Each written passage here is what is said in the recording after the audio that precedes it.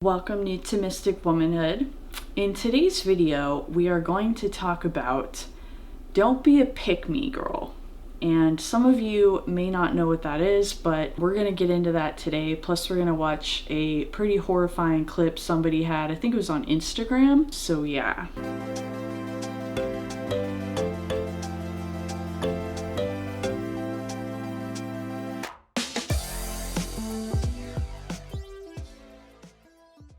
Welcome to Thomistic Womanhood. Happy Thomistic Tuesday, or whenever you're seeing this. In today's video, we are going to talk about the phenomenon of being a pick-me girl or a pick-me. This is something, I saw a video about this today on YouTube and I had to make a video about it. There's a girl who, she's clearly very feminist and she's talking about the pick-me girl phenomenon. So while I didn't agree with everything she said, some of what she said was true. And there was a video that she showed within her YouTube video. It looks like it was a video from like Instagram or Facebook. And she played that within her YouTube video. And I found it pretty disturbing. I'm hoping this woman just lost a bet, but it's possible that this is real. And I'm going to show you this video in a few minutes, but this is going to kind of discuss a broader topic, and that is, like, it's no secret that on this channel, like, I kind of bash feminism, and that is what it is. There are certain things that I'm very skeptical of with feminism. There are certain things I think are harmful about it. Don't get me wrong, I agree that it's good that we can vote. You know, it's good that we can hold jobs, certain things like that, like first and second wave feminism, I'm okay with that. But a lot of third wave feminism, the feminism we have here, I think is very harmful. However, having said that, I'm going to take this video clip and I'm going to use it as an illustration of what not to do on the other extreme. There is a saying called truth lies in the middle, or truth is in the mean. And what that means is the true course of action is often in the middle between two extremes. And so we have the extreme of, you know, feminism and the rejection of men, the rejection of any kind of male authority. But let's not swing to the other extreme and go to an overly docile and an overly submissive attitude. So we're going to play this clip. I'm going to stop the footage of me and we're going to put the clip up on the side and then we're going to play that and then you can see for yourself kind of how sickening it is. So here we go. Sausage, mac and cheese,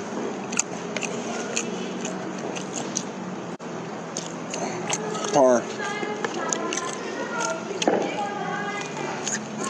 bread, ass smack,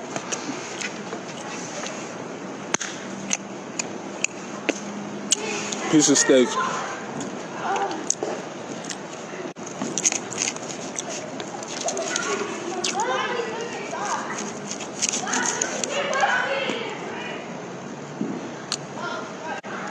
Coke,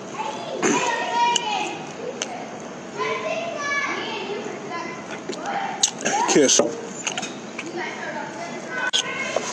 mac and cheese again.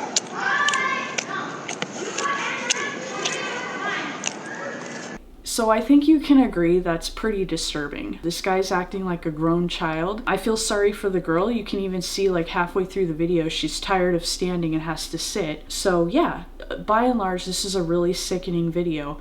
However, it does bring up an extreme of an attitude. You know, it's, you know, well, you say that, you know, women shouldn't be feminists and you say that we should submit to men and you say this and you say that. Isn't this what it looks like? No, you know, we all know instinctively that's not what it looks like. However, there is, you know, in our desire to avoid the extremes of, you know, a somewhat feminist mindset, you know, maybe the negative aspects of feminism, in order to avoid that, we don't want to swing to the other extreme. As I was mentioning earlier, truth lies in the middle. And there is an old-timey word called chauvinism that I think is very apparent in that video clip we just watched. And I like the word chauvinism better than the word misogyny. Misogyny seems to kind of have some woke connotations, and I feel like when we say like misogyny, it kind of brings up, or sexism even, it kind of almost, at least for me, the term has kind of been polluted in that there are often things that I think are okay that are often grouped under the heading of misogyny and sexism. So I feel like that word's been watered down a little bit, and I like the word chauvinism because it is the old-fashioned word for this kind of thing. Before there was feminism, believe it or not, there were sanctions on male behavior. There were things called chauvinists, which were men that were frowned on because they didn't respect women and they thought women were there to serve them. And this video clip is a clear example. This girl is like clearly bending over backwards to like serve this guy, and it's sickening. Like that's not an appropriate way to act. So I just wanted to bring up the pick-me phenomenon where women will do this kind of thing. They will give men too much, there is too much catering to men. Obviously in a good relationship, any good relationship, both people influence each other and there's a give and take. Sometimes you're the one in the taker role, you're receiving, and a man's doing things for you, and then other times the role's going to shift a little bit and you're going to do things for him. But it should be, somewhat equal and going back and forth. You can see in the video clip that that's not the case. It is too extreme on the side of the guy. I do notice in a lot of conservative and Catholic, Christian conservative circles, and Catholic conservative circles, there can be this pick-me spirit, in our desire to reject feminism and be a more traditional woman. Sometimes we can go to the other extreme. We can cater to men too much. That is a valid criticism, one of the few valid criticisms that feminism has made. They'll point to things like this video and they'll say, well, that's terrible. That's why you need feminism, to protect from this kind of thing. And I disagree. That is just a misapplication, a misunderstanding of the role of women. And it's often men who are immature and have something to gain who try to push that impression. So there's a couple causes to it. And I think one of them, if you look at Genesis 3:16, there's a Bible verse where we have the fall, Adam and Eve ate the apple.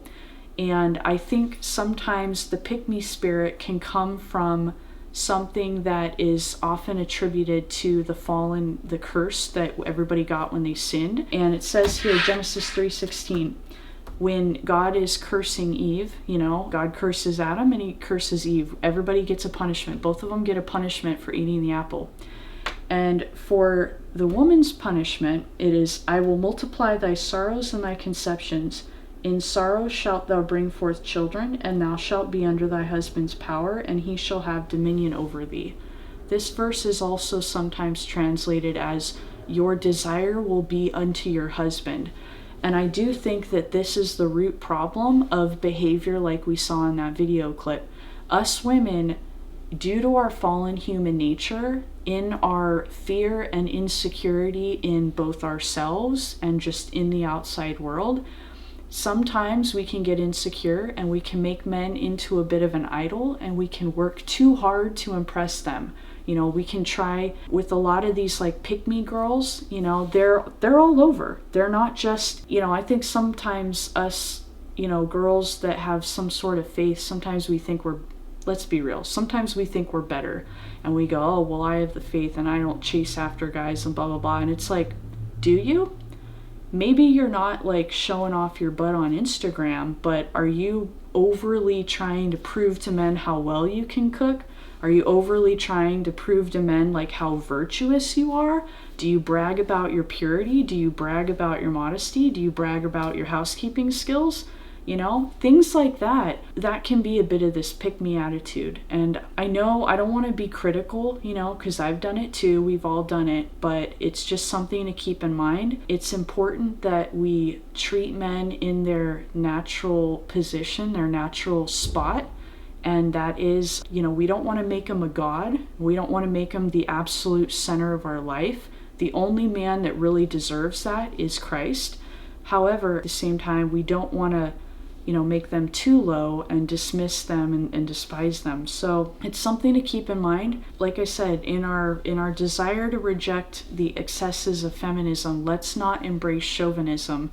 Let's not, act like we are somehow inferior to men, and therefore we have to compensate for that by being overly anxious about a man's opinion of us or being overly catering to him. I think also St. Thomas discusses in the Summa, he puts a very interesting, he talks about, kind of the role of women a little bit, and I think it's very pertinent to this video, because in the video we see an excess. So, in the Summa, this is the good book, not the Bible good book, the other good book. So this is volume 1, and in question, this is the third article, question 92, the production of the woman. So he has a whole section on God making the woman, and a lot of questions about women.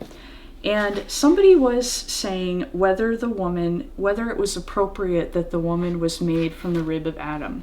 And he says something that I think is really pertinent to the pick-me discussion. He says there was, people were kind of making the claim that like, oh, she wasn't really made from his rib or this and that. And he goes, I answer that. It was right for the woman to be made from a rib of man first, to signify the social union of man and woman, for the woman should neither use authority over man, and so she was not made from his head. So she's not better than him. She's, so that's where we have a condemnation of the feminist error. And then so she's not made from his head, nor was it right for her to be subject to man's contempt as his slave. And so she was not made from his feet. And we can see in that video a perfect example of a woman being kind of held in contempt as a slave. You can see from the way the guy talks to her, he's just issuing commands and she's just like scrambling to do it. This is a perfect example of what, he was talking about. That's not appropriate. We all know it instinctively. And it's because a woman, she's not made from a man's feet. So she's not like the dirt that he tramples on. And so I think St. Thomas gives a very balanced view. He's often been accused of being a misogynist. I'll make another video where we'll dive into that a little deeper, and maybe we'll post it up here. But I think this article is a pretty good refutation of that. The woman was made from his rib. She's there to be his helpmate. Now, sometimes people misinterpret helpmate as as a servant, and then they see the things in that video and they say, well, maybe that video is a little extreme, but the idea is the same. And it's like, no, it's not. The woman was made of his rib. She's not his slave. She's not made from his feet, but she's not better than him. She's not from his head. She's made from his rib. She's meant to be like his sidekick. And I think the sidekick, we see like Batman and Robin, is Robin necessarily better than Batman? No, but he's there to help Batman. There's a lot of things Batman can't do without Robin there. He supplements Batman's abilities and powers. So, the woman's the sidekick, and that's literally why she was made from his side, from a rib. So, having said that, I saw that video. I wanted to make my own video to it. Too bad that YouTube doesn't do video responses anymore. For those of you that are like old school who remember YouTube back in like 2005, they used to have video responses, so too bad. But yeah, I just wanted to make this video. Don't be a pick-me. I see sometimes, women will sit there and ask men, oh, am I wearing too much makeup? Is it okay? Do you like me? Like, don't do anything overboard. Don't try too hard for men's approval. They don't respect that. Just as, would you respect a man who did that? Like, no. Let's all have some self-respect here and be balanced about it. So anyways, those are my thoughts on it. I hope this is helpful. Leave a comment if you want, and I will talk to you later.